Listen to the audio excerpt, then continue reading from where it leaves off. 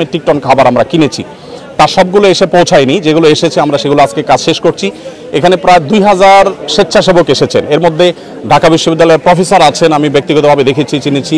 আবার ঢাকা ইউনিভার্সিটি সহ সমস্ত বিশ্ববিদ্যালয়গুলোর বিভিন্ন বিশ্ববিদ্যালয়ের স্টুডেন্টরা এসেছেন, বিভিন্ন শ্রেণী পেশার মানুষ এসেছেন, বিভিন্ন ব্যবসায়ীরা এসেছেন, তো এবং ছোট ছোট শিশুরাও এসেছে, তারা প্যাকেজিংয়ের কাজে হেল্প করছে।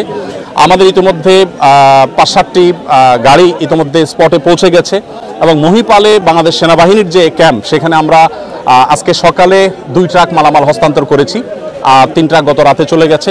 আজকে আমি নিজে ইনশাল্লাহ ঘন্টাখানিক পর স্পটে যাব এবং আমার সাথে এখান থেকে আরও 5টা লরি আশা করি মাল যাবে এবং এভাবে রাতে আবার যাবে, আবার সকালে যাবে। আমরা 3টা লেয়ারে কাজ করি। প্রথমত শুকনা খাবার হিসাবে খেজুর, চিড়া, তারপর 2 কেজি করে চিড়া, 2 কেজি করে খেজুর এবং 1 কেজি চিনি, 1 কেজি লবণ। চিনি লবণ দিচ্ছি যদি স্যালাইন বানানোর প্রয়োজন হয়। এই জিনিসগুলো আমরা দিচ্ছি প্রাথমিকভাবে 20,000 পরিবারকে।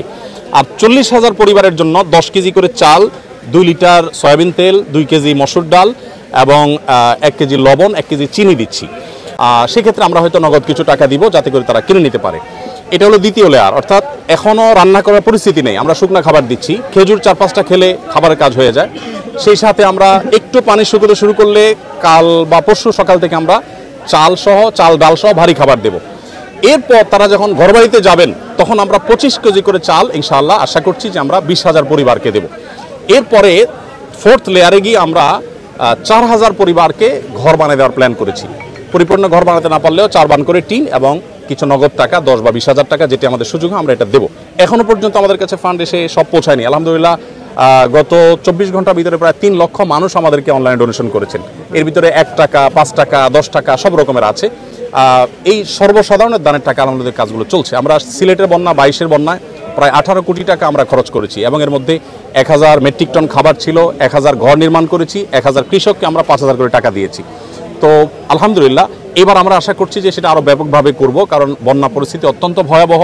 প্রতিনিয়ত আমাদের কাছে সাহায্যের জন্য মানুষ আসছে, রাত দিন আমাদের কর্মীরা কাজ করছেন, সর্বস্তরের মানুষ এখানে এসে কাজ করছেন। আমি আপনাদের মাধ্যমে উদাত্ত আহ্বান করতে চাই আমাদের দেশের সর্বস্তরের মানুষকে। আমাদের দেশে মানুষ একে অন্যের বিপদে ঝাঁপিয়ে পড়েন, এর পূর্বে আমরা বিভিন্ন সময় দেখেছি। এবারও আশা করি যে এই বন্যায় আমরা প্রত্যেকে যার যার সাধ্য অনুযায়ী আমাদের আশেপাশে থাকা আমাদের জানাশোনা মানুষগুলোর পাশে আমরা দাঁড়াবো এবং সবাই যদি সম্মিলিতভাবে আমরা প্রচেষ্টা করি, জাতীয় দুর্যোগ মোকাবেলা করা কোনো ব্যাপার না ইনশাআল্লাহ বিদিনিল্লাহ। 40 বা 50 লক্ষ মানুষ আক্রান্ত, সেখানে আমরা বাকি 18-18.5 কোটি মানুষ যদি জেগে যাই ইনশাআল্লাহ এটা আমাদের জন্য কোনো ব্যাপার না ইনশাআল্লাহ।